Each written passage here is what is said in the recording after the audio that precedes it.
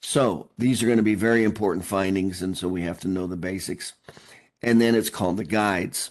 What does that mean? The guides to impairment. The guides means it's not rules. It's not rules. So there's no way they could make a book that has every known disease to man.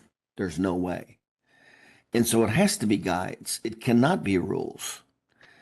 What does that mean? Well, it means you got to just know some of the basic guides, and then you have to apply it to your particular impairment that you're dealing with, and it has to make the most sense.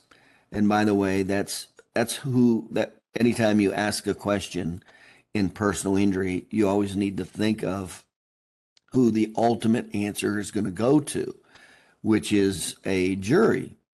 So you have to ask yourself, how does that sound to a jury? Does that make sense to a jury?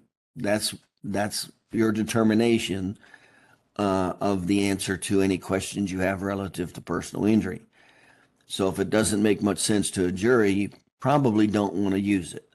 And so you want to make sure that whenever it is that you do when you give the impairment, that it does make sense to a jury. In other words, it's logical and progressive, and it just makes sense by the time you put it together. Okay.